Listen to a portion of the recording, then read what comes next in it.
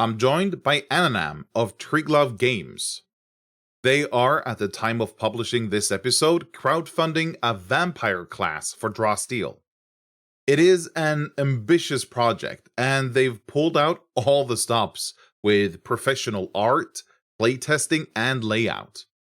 In the interview, we talk about how they're designing the vampire class, what it's like to design classes for Draw Steel, and the decisions for the crowdfunder and what they've learned from it. I'm John Denor, and this is Goblin Points.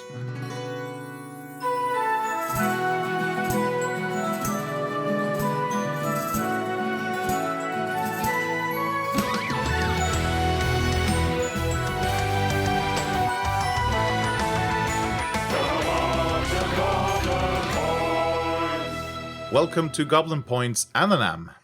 I'm happy to be here.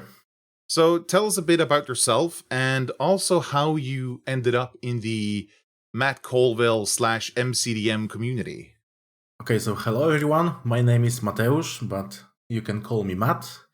I am many things in Triglav Games, our third-party team that intends to support Draw Steel in future, and in future. But I'm here as a lead designer behind the vampire class for Draw Steel that's currently live on BackerKit. How did you find Draw Steel or maybe just like MCDM in general? And that's a long story because I've joined the Matt Colville community back in, I believe it was 2017. So very early in the Matt Colville's YouTube career.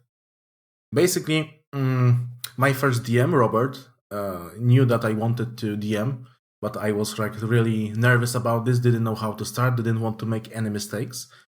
And he basically showed me the Matthew Colville channel on YouTube and was like, this guy makes a lot of sense, listen to him. And I'm like, okay. And I did. And it started like, my big DM journey has begun when I started watching Matt Colville's videos, basically. And from that very moment, I was a big fan of Matt. And I watched most of his stuff. If his video was was about like DMing, I watched it probably many times. I loved the campaign diaries. And then I supported him all along his journey. Like I've backed and used Strongholds and Followers, I've used Kingdoms and Warfare, I've backed the Flea Mortal stuff, but unfortunately because my group switched to different RPG system, I didn't use the Flea Mortals, but still was happy to support MCDM. And basically when MCDM announced that they are doing their own system, I was like, F yeah. I don't know how much profanity I can use. All of it. Okay. Well, I was delighted. I was delighted because I was waiting for Matt Colville's and MCDM's own RPG system. I was tired of that old RPG with the 5 in its name. And we were playing Pathfinder 2nd edition for 3 or 4 years, and we also grew tired of it. So we decided it's time to maybe look for something else. We've tested some things. We played some 4th edition. Once the Draw Steel was shown, back then called simply MCDM RPG, we were like, okay, we will give this a try. And we did. And we loved it. And we decided to do a switch sooner than later. Have you played in the Draw Steel campaign already for a while then? No, we've did a series of one-shots. Okay, yeah. And since we are developing for the system, we've did a lot of playtests. Sure, yeah. And talking of the crowdfunder, tell us a bit about the vampire class. Where did the inspiration for the class come from? And basically, what's your thinking behind the design? Okay, so once again, it's gonna be a long story. Basically, I've been developing my own setting for years now, maybe 5 years, and it's also because of, or maybe thanks to, Matt Colville, who inspired me to basically create my own setting. I've always known that I wanted to create some content, and we did. I've gathered some people who were willing to help. That's basically, most of them are now Triglav Games.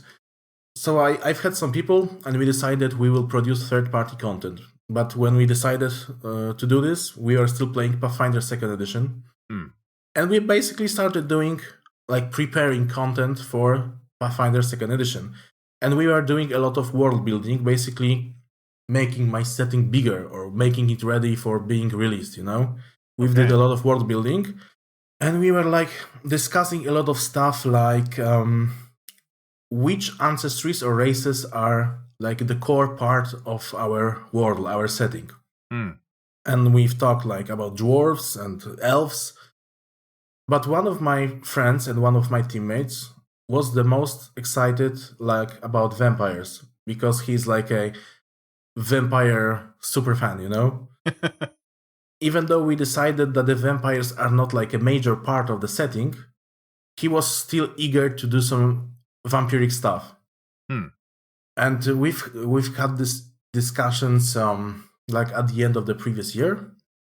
But since the December Patreon packet drop for Draw Steel, well, we decided to make the transition. So, like, very quickly after the start of this year, we were discussing, okay, so we probably want to, like, switch to doing stuff for Draw Steel because, well, some of my players were not eager to play Pathfinder anymore because it's a very, like, rules-heavy system.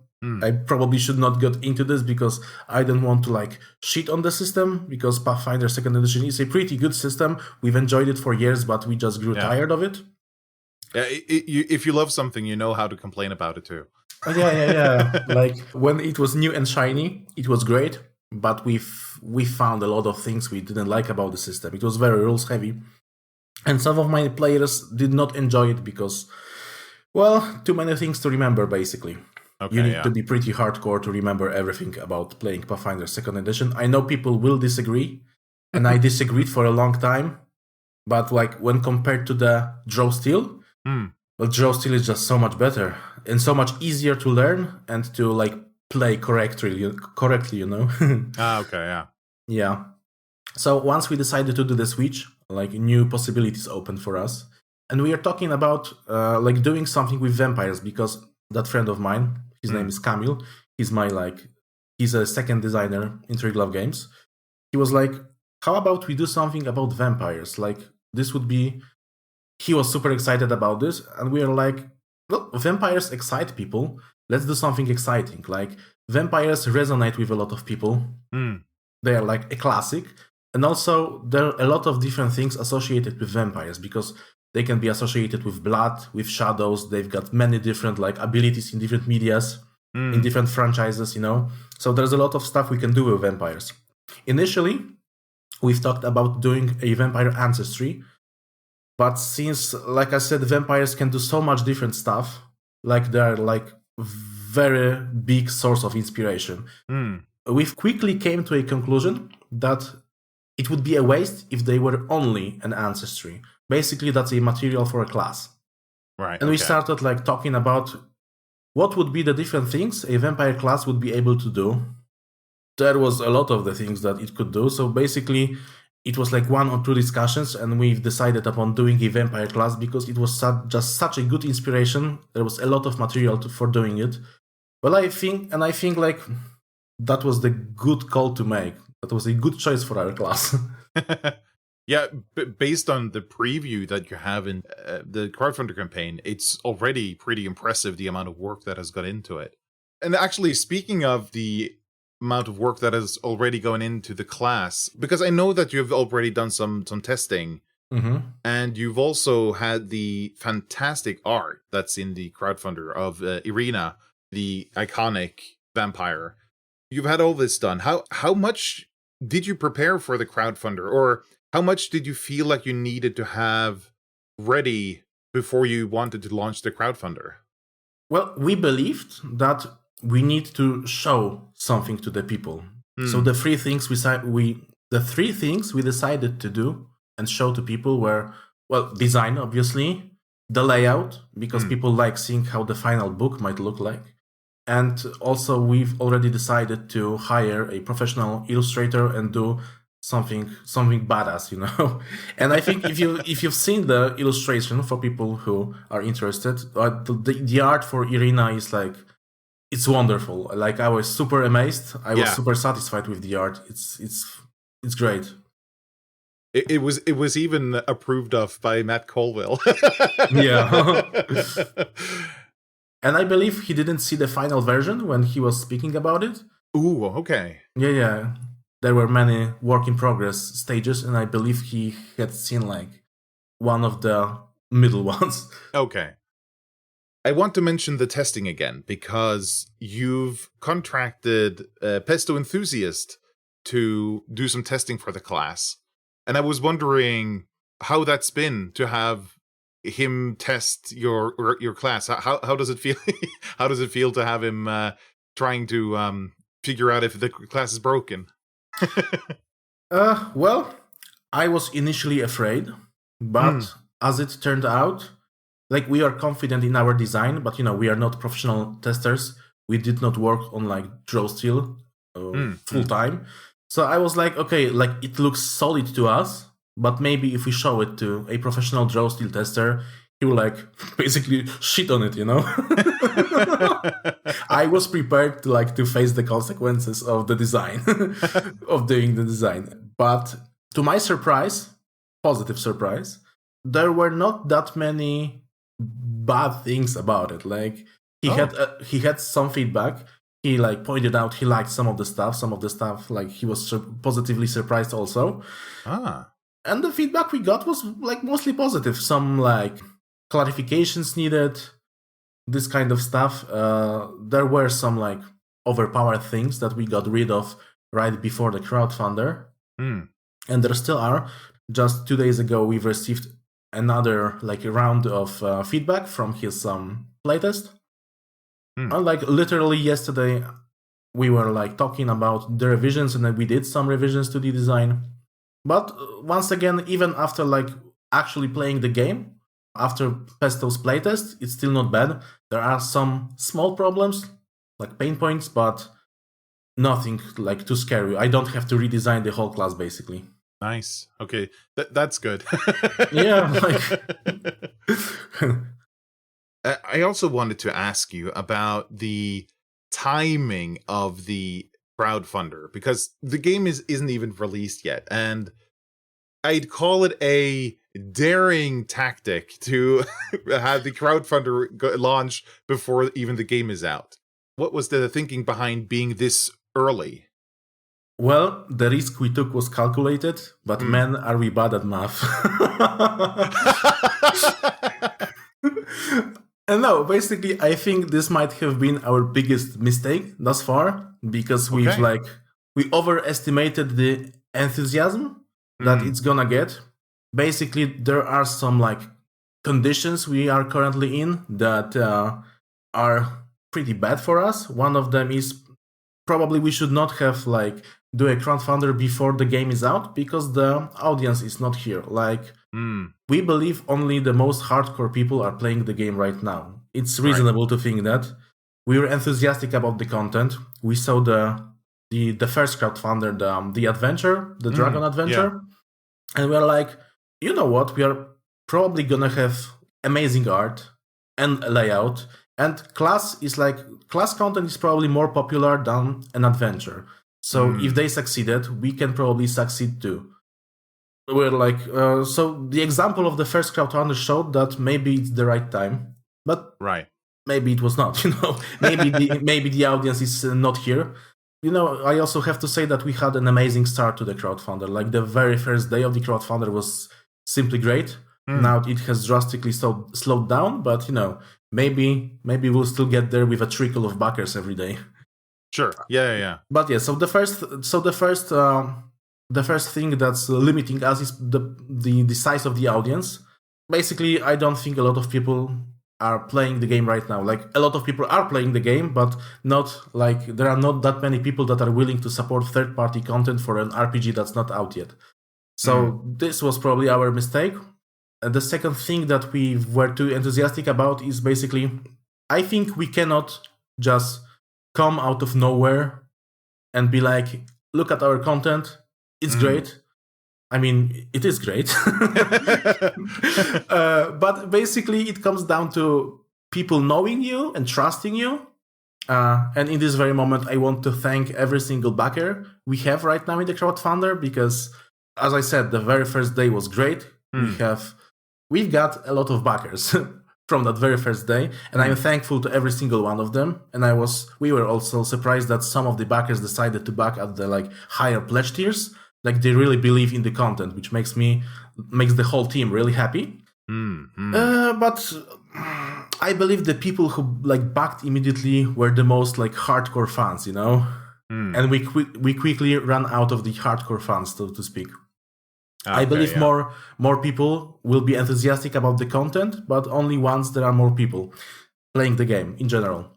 Right. But coming back to that second point, I don't blame people that don't trust third-party creators who come out of nowhere with their projects, because that's basically what happened. We are no names. No one knew about us previously to that crowdfunder. Out of the blue, we just come out with a pretty big and ambitious project, you know? Yeah. So I don't blame people. If this crowdfunder shouldn't reach its goal this time around, do you imagine you want to try again at a later point, maybe after the game has released? We are currently speaking about our options. Okay, yeah. Let's start with saying that maybe it will still succeed, you know? Yeah. Because the amount of people backing has drastically slowed down, but there are still people backing. Optimistic projections show that we might still fund. Okay. And maybe there will be some people in the community who will find this project, share it on their social media, which I encourage, by the way. Maybe there will be a new influx of new backers, you know. So you never know. There are still 3 or 4 weeks, or when this interview releases, it will still be 2 more weeks, I believe. Yeah, should be. Yeah. So a lot of different things might happen. Yeah. But if we fail to fund, it's not the end of the world. We already have some experience from the crowdfunder, you know, because this was our first crowdfunder ever. We are learning a lot. So even if we fail, it will only make us stronger. Yeah. I have had some questions submitted by people on the Patreon who are paying members. And one of the questions was around doing class design. And now that you've done a fair bit of class design, and I think you've even designed beyond the 4 levels that are included in the crowdfunder. The question was about, do you have any tips for other potential designers that want to design classes? And basically, what's your experience designing a class for Draw Steel, and do you have any tips for them? You can start with 2 different approaches. One of them is start with the mechanics, and one of them is start with the fantasy. What we did with the vampire was start with the fantasy. As I said previously, fantasy of the vampire is really broad. There's a lot of material, a lot of inspiration, and we wanted to give justice to the vampire, you know? So we've decided that vampire is a great thing to fantasize about. And basically we tried to make a class that allows people to play any vampire they want and to be satisfied when playing a vampire. So basically what you have to do when trying to design this way, you have to find a thematic niche and basically build upon it, you know? The niche doesn't have to be broad. The vampire is pretty broad and resonates with people, but you can start with any niche you want. In Pathfinder 2nd edition, there are currently 25 classes and 4 more are on the way. Wow. So if you are looking for inspiration, you can always go to Pathfinder and look at their classes. Some of the classes in Pathfinder 2nd edition are actually built upon the mechanics. So if you've got an idea for a cool mechanic, you can basically implement the mechanic and then look for flavor or look for a theme that represents the mechanics, you know, basically this way. But the revolutionary mechanical stuff, I think, are done by MCDM in Draw Steel currently. The Summoner is a kind of a brand new design. The Beast Heart is kind of a brand new design. It's a class with an retainer attached. And I know like retainer is not the same as your companion, but they might be pretty similar. Yeah. But it's basically like a new design. With the vampire, there is very little innovation. It's like a normal solid draw steel class. There are like two new things, basically or maybe three new things. In Vampire's case, we've got like you can select two subclasses from the get-go. This is somewhat similar to Conduit, you know? Yeah, okay, yeah. Yeah, like Vampire gets a bloodline, and as part of the bloodline, you get 2 blood legacies out of 4 available. So you select like 2 subclasses. That's the first like pseudo innovation, because Conduit already does that. The second innovation is like the slots for abilities are shared between the like class abilities and subclass abilities. So you can use your class slots for like subclass abilities. So the structure of the class is a little bit different, but it also like resembles the Elementalist, right? I think the only like true innovation in case of the Vampire is the drawback table. So with the Null and the Fury, you've got the table, the resource table, that you gain benefits based on how much resource you've accumulated, right? Yeah, and the Vampire has a table like this too, but at the same time, because the bonuses from the benefits from this table are pretty strong, and we wanted to like implement the fantasy of Vampire going feral, we've also added a table with drawbacks when you've accumulated Thirst, you know? Right. And by the way, Thirst is the class resource for the Vampire. So basically, the biggest innovation for the Vampire is probably the drawback table. So yeah, like the biggest innovation for classes are probably done by MCDM, but if any third-party creator comes up with a good idea for a mechanic and tests it out and it's working, basically maybe he should be looking for a theme that will support the mechanic, you know? Like a lot of classes in Pathfinder 2nd edition are basically like a representation of a cool mechanical theme. But personally, I want to like implement the fantasies. Like the fantasy of a vampire was what brought this project to life, and we've got many ideas for many different fantasies. When we are in the stage of being really enthusiastic, we're like, yeah, so we will do a vampire now, and at the end of the year, we'll do second class. Which, you know, might still happen. We are eager to do more classes. And, you know, people who've played the vampire are also really happy with the class, you know? So we've got a lot of positive feedback from, like, players from the Pestos playtest. We've got a lot of positive feedback from like, some other people that played the class. Cameron from Rise Heroes Rise. Yeah. But by the way, he told me to say hi to you. He wanted me to ask you about the Cave of High Weirdness, something like that. Oh, okay. Yeah, it's a campaign where he's directing and I'm one of the players. Where we're an all devil party. We're just a bunch of very sexy devils that I see. that is trying to figure out what's going on in a very weird cave. So it's this kind of campaign. Next time you will all be playing like Furry Furies. I actually played with Cameron a couple of days ago, where he actually played the vampire again, where the Dice Society was running a playtest of his adventure that he's working on, and Cameron played a vampire. I mean, it's a really well-designed class, at least the parts that we've seen. Cameron also had a lot of fun just role-playing a vampire. Especially, he interacted with a high elf. They have this elven glamour that makes them attractive to whoever's looking at them. They always seem attractive. And for the Cameron's vampire's case, that was like a big throbbing vein in his neck that they just captivated Cameron's vampire. Like, he has this enormous vein that just looks so juicy. You mentioned a bit about you wanting to do more design. So you've already have ideas for more classes. Oh, you're already working on a setting, it seems like. And the vampire class is just like the first thing that's kind of public from that setting.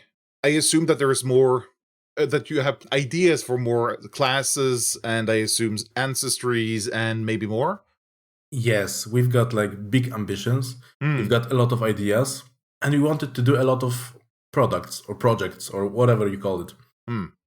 Well, doing a setting guide, or at least a guide to a part of our setting, was like one of our big goals for the future, you know? Our setting is kind of very grounded. Like, of course, it's a fantasy setting, but it's very like historical, pretty grounded. Okay. And it reflects upon our own world in the medieval times, you know? So basically what we wanted to do was to create a setting guide for a part of our setting that's like Slavic, you know? Because we, being Polish people, wanted to do some Slavic content. I believe like Slavic mythology and Slavic culture is not explored that much in like mass media, you know? So we wanted to do something with this, you know, Slavic monsters, some Slavic related classes, you know, and the vampire, you know, it's hard to say that a vampire is a Slavic content because, like, let's face it, it's not anymore. Even if the vampire has like roots in like Balkans, I don't consider to be like super Slavic. Well, I did some research with the vampire's history, and I believe like ancient cultures had creatures that resembled vampires. For example, ancient Greeks had like a creature called, I will probably butcher the pronunciation, Vrikolakas, something like this. And was like, you know, creature of the night drinking blood, you know? So even like ancient cultures had some creatures resembling vampires. And then like different terms related to vampires originated in the Balkans, like, you know, Dampir is, I think, Albanian, I might be wrong. Strigoi is Romanian. So I don't think like vampire is strictly Slavic. It's probably not, like, not at all. we kind of associate it with Slavic things. Like it's very prominent in Slavic like culture, you know. I'm gonna say it this way. As being Polish, we've had ideas to do like a Witcher-like class, obviously. And obviously it's not gonna be called a Witcher. I was thinking like a Slayer might be a good name, or like a professional, something like this. Yeah, I like that, a professional. Professional. Yeah, there's something like this. We've had some ideas, also because like there is a lot of like occultism associated with our culture. We are thinking something like a spiritualist class for the Slavic stuff. Spiritualist or an occultist or like animist, something like this. Interesting. Yeah, so we are thinking about a lot of different Slavic related content. We would do like, you know, setting guide with some geography, with 2 new classes probably. Like, I cannot say, like, nothing is final, you know. We might not do this at all in the future, but we wanted to do this, and we were like fantasizing about the things that we could put in this setting. Like obviously some Slavic monsters, Slavic like character options, this kind of stuff. You know, we wanted to start with something small. We decided like the vampire class like is really cool to us. It will probably be cool with other people. Let's do the vampire. Like doing a new class is also a pretty ambitious project for people who never published stuff. Yeah. But like the design is solid. We are happy with the design. The players are happy with the design, and the testers are happy with the design. So basically, like it's in a good state already, and it will only be better, you know. Yeah. I smile at you saying you wanted to start small, and then you decide to go for a whole class. I mean, I would have thought small meant like maybe an ancestry and some kits. Well, you know, we've got a lot of enthusiasm. Well, that's good. Let's face it, like, if we sat down to do an ancestry, if we did, like, the whole research for doing an ancestry and doing an actual ancestry, that's, like, I don't know, 2 days? Okay. After 2 days of designing the stuff, I will start testing it or send it to some testers, you know? Because ancestries are pretty small in Draw Steel. Yeah. Like kids are pretty small there are a lot of rules elements that are pretty small. Yeah. So if we wanted to do like the small rules elements, we would like do a lot of them, basically. Yeah, okay, yeah. I wanted to ask about Triglav. Is that how you pronounce the name of the studio? Yeah. How many, or rather, how big are you? Because it sounds like you're multiple people. Yes. There are currently 6 of us. Okay. I am doing a lot of stuff because like, well, as you could see, probably I am like on social medias.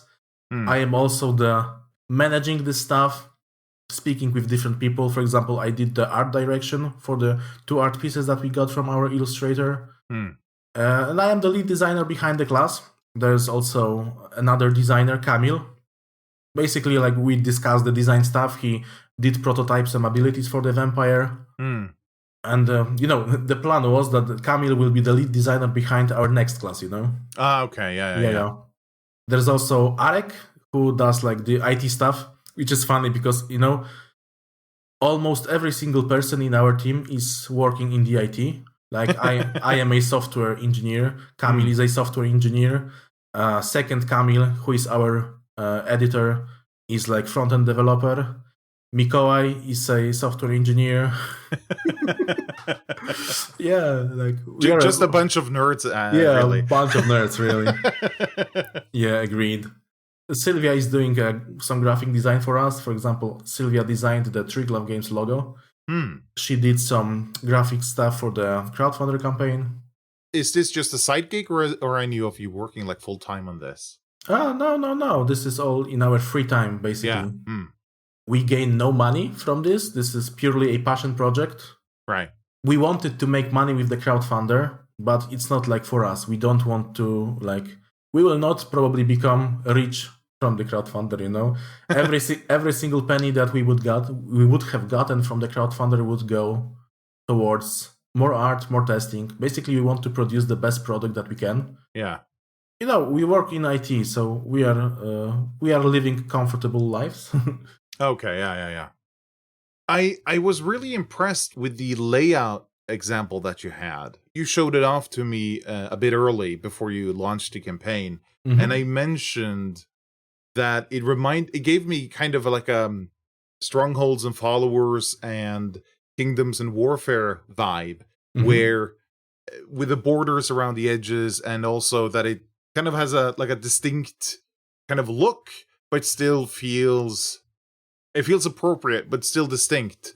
Was it a goal to kind of mimic that same kind of vibe that SNF and KNW has, or is that more of a coincidence? Our layout designer, Ida, never did anything related to RPGs, Like, she was recommended to us, and we reached out to Ida. And she was like, sure, I will give it a try. And basically, she asked for references. So right. A lot of the references came from MCDM because I've sent her Strongholds and Followers, Kingdoms and Warfare, Flea Mortals, But yeah. These were not the only things I had sent to her, So it's not like, please do everything like MCDM. No, it's not like this. She also did a lot of like proper exploration of design, We asked her for it to maybe look medieval, maybe look gothic, and be related to vampires. This kind of stuff. Like, we gave her keywords, and we gave her some like example design. And she was like, I will explore this, I will give you examples, and we will like narrow down the design to what you like and what you want. And she did. She found a lot of like, medieval manuscripts, and we liked some elements of it, and we didn't like some elements of this. We've explored a lot of fonts, for example, for this thing. Like, even for the banner, for the campaign, Right. We've went through like, I don't know, 40 fonts. Yeah. It took a lot of time to narrow it down, Yeah. I can imagine. But basically, like, to sum it up, the objective was not for it to look like MCDM stuff, but because MCDM stuff is high quality, looks good, and it also like references medieval stuff, it might look similar, but we believe that the design we have is more gothic, Yeah. I'm not trying to say that you're like straight out copying their style. I really like that it was kind of reminiscent of previous MCDM stuff. It felt kind of appropriate for like a supplement to MCDM stuff. Well, let's also be honest about the quality of MCDM stuff, because they probably produce one of the highest quality stuff in the industry, So, like, if we want to be like other people, let's be like the best of them. That's a good point. Yeah, basically. I have a question for you. So one of the subclasses, one of the blood legacies of the vampire is called Noxious Stalker. This is a subclass that like runs on walls, does a lot of jumping, has like toxic blood and toxic, you can like exhale toxic vapors, Okay, yeah. Did you recognize what was the inspiration for the subclass? Did I recognize the inspiration?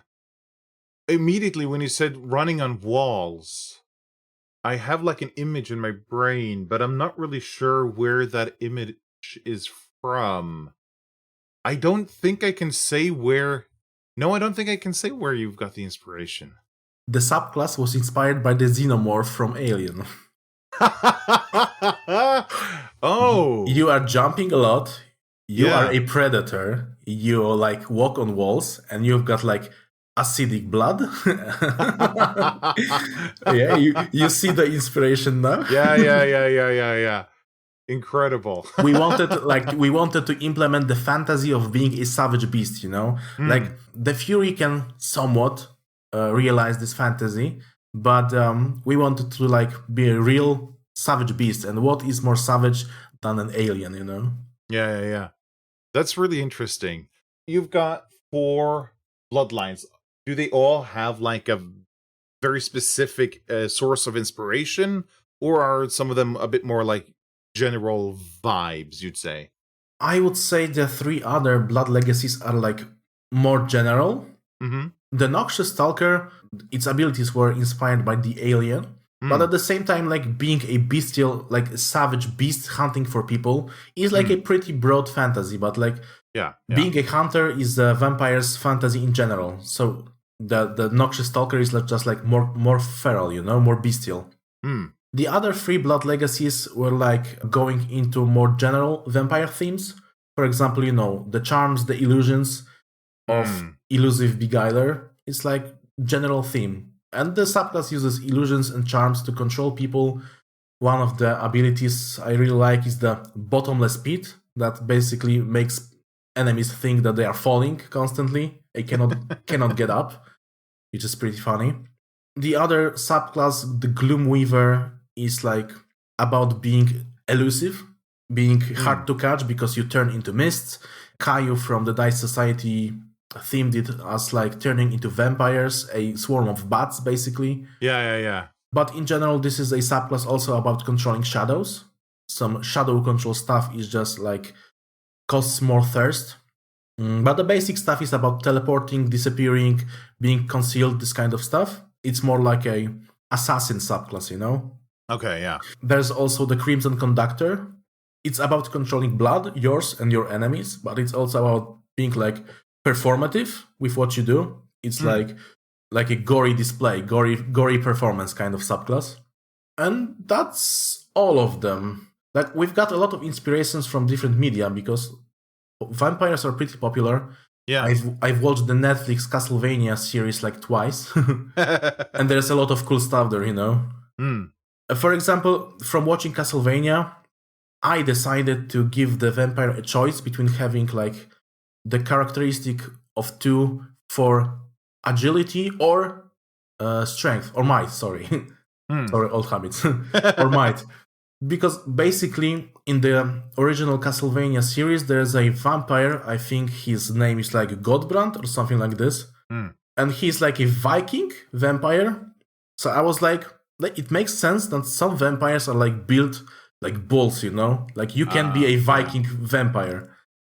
And like actually when we were like talking about doing some character art for different subclasses, we were thinking about, showing the different subclasses for the vampires, but also like showing where they came from. So for example, one of the character art for the vampire would be like a maybe could be like a Viking vampire, to show that people from different cultures also can be vampires all around the world, So there would be maybe like, a Viking vampire, like a pirate vampire, this kind of stuff. Maybe, I think the like traditional image of a vampire, at least to me, is very much like the tall, slender, cloaked figure, like a classic Dracula kind of looking dude.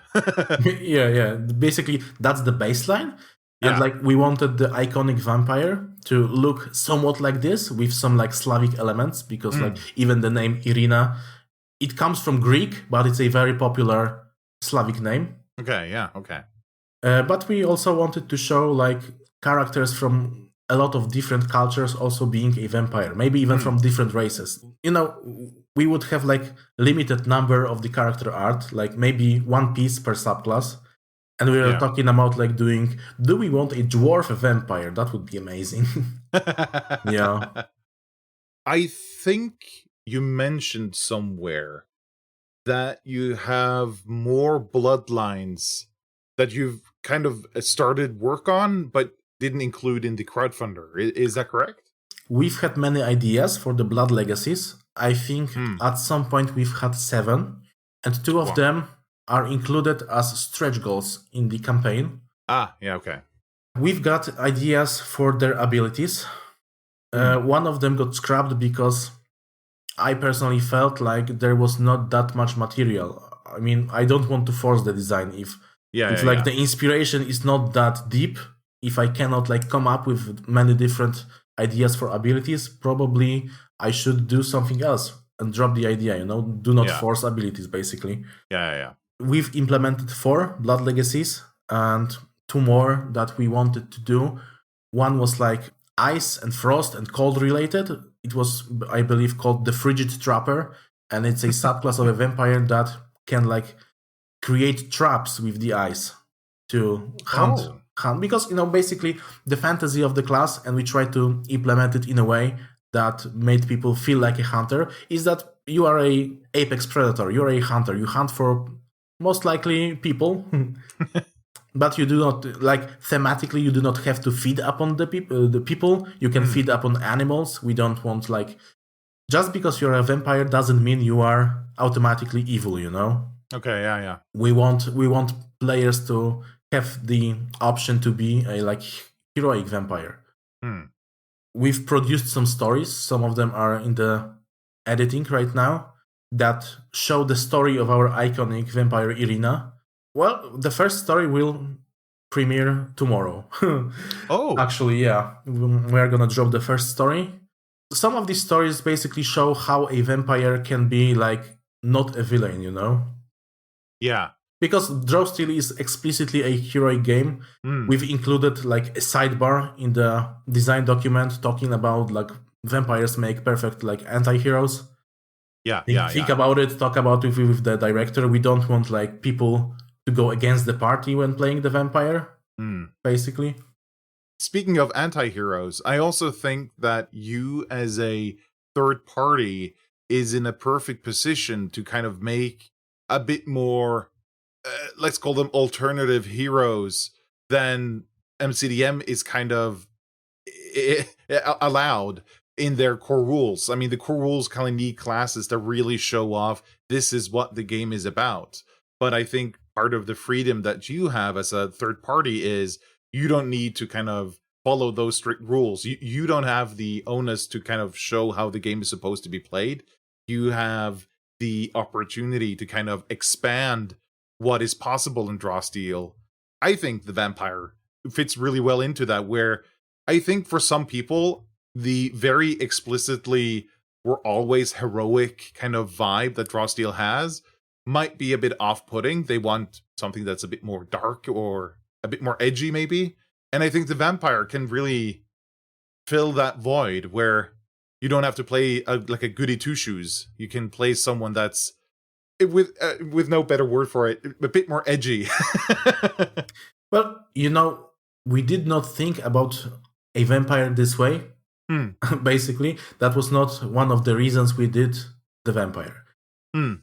And I also believe you can play any class in an edgy way.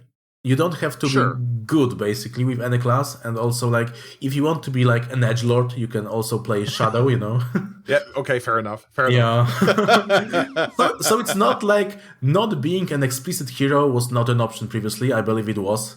Yeah. Like, my games tend to be darker. Our setting is more like, it is also a heroic fantasy, but more also like dark fantasy. Okay. The players are heroes still, but the world is like dark and full of terrors, you know. Okay, yeah. At the end of my interviews, I always ask my guests for a recommendation, something they want other people to check out or be aware of. So, what have you brought us? How much time do you got? As much as you need. But there's a lot of stuff. I've made the list, basically, you know. Very good. One of my beloved genre of video games, computer games, are Metroidvania. Well, you know, Castlevania was one of the inspirations behind the class, one of many inspirations. Yeah. But from this type of game, I want to recommend Hollow Knight, which is a beautiful Metroidvania kind of game. It has nice, like, story behind it, beautiful art, and the best thing about Hollow Knight is its music. And if you like Metroidvanias, I can also recommend both games called Blasphemous 1 and 2, which are also Metroidvania, but they are like dark and hardcore, you know?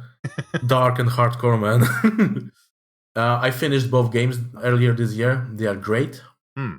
For more like vampiric stuff, I've started playing a game called V-Rising, which is a survival game, but about being a vampire. So you build like your own castle and, pillage villages, this kind of stuff. I am also like a big fan of tactical and strategy games. Currently, from the RTS games, I'm playing like Age of Empires 4, which is great as a game, but also because of how it represents the different civilizations in different times, you know? The different civilizations that are in the game speak different languages. The languages like changes through the ages. For example, the English civilization speaks like Old English, and when you age up to different ages, the English becomes more and more modern, you know? And it's like this with every single civilization. The architecture changes too. So it's great even for the audio and visuals. And from the tactical games, I can like give you a short list. The stuff I like the Desperados games. I think tomorrow is a new Commandos games comes out. Oh, by the way, when we are recording this, a new DLC for Age of Empires 4 dropped like 3 hours ago. Yeah, so, you know, in half an hour, I'm gonna be playing. From TV series, different kind of TV series. I love maybe love is a wrong word, but the Czarnobyl series from HBO is pretty good. One of my most beloved series is a Fringe. I don't know where it's streaming, you know, but Fringe is great. 100 episodes of great stuff. Yeah. And I've also fallen in love with The Expanse, the sci-fi show. Regarding board games, there's a very big Polish studio, Awaken Realms. They do a lot of great board games, and one of them is Nemesis. It's the whole series of board games. It's basically like, you know, Alien the board game, but they cannot use the term alien to not for like copyright reasons, you know? Yeah. Trademarks. It's amazing. It's super fun game. Like thematically, it might be similar to what Matt Colville is talking about with the Derelict. Okay, yeah. I recommend you check this out. And for like family gaming, there's a game about pandas eating bamboo that's called Takenoko. Ah, yes. And it's amazing for family play. I cannot recommend this enough. Me being Polish, I must also recommend you all read the Witcher series by Andrzej Sapkowski. Of course, yeah. They are a lot better than the Netflix series. Oh, okay. So just like stick to the original. The books are great. You will enjoy them. You will love them. They are amazing. Yeah, and I also like the old school, more like dark fantasy or sword and sorcery stuff, like Conan Books, you know, The Black Company, Elric of Melniboné. Yeah, so this is what I recommend, basically. This is the kind of stuff I vibe with. That's a really impressive list. If the listeners don't find anything they like on your list, then there is no pleasing them. Yeah. Dear listeners, if you like at least half of the stuff I've mentioned, we can be friends. Thank you so much for coming on. Well, Matt, I can't call you Ananam now. Okay. I believe this means we are friends. Of course we are. So you have to learn like how to pronounce my real name. It's something like Mateusz, maybe? Yeah, close enough. Close enough. Yeah. How do you pronounce it? like the letters are correct, just different like kind of accenting maybe. Mateusz. Mateusz? Something like this. Mateusz. Well, Mateusz. Yeah. Thank you so much for coming on. It's been a pleasure to have you on Goblin Points. Oh yeah, it's been a pleasure for me too. Thank you for inviting me. I hope we'll do it more times in the future. Possibly because we will have more stuff to show. Thank you again, Matt, for coming on Goblin Points. It was a pleasure to have you on. I think maybe the most interesting part to me was the honesty around the crowdfunder. It was early in the campaign when we recorded this, but already Matt and the team at Triglav seems to have taken the experience to heart and learned from it. We'll see more from Triglav in the future, and I'm looking forward to it. I want to thank T-Dos, Seth Lang, and the Dice Society for submitting questions for Ananam. Paying patrons can submit questions for upcoming guests. Link to join can be found in the episode description. If you want to be featured on Goblin Points or know of someone else who should be, leave a comment on YouTube or Spotify, or send me an email on tips@goblinpoints.com. Links to the MCDM Discord server, the subreddits for MCDM and Draw Steel, the YouTube channels of Matt and MCDM, the complete link section, and this script is in the show notes. It's also on goblinpoints.com. Next episode is on the 5th. That'll be the roundup episode for April. See you next time. Snackis.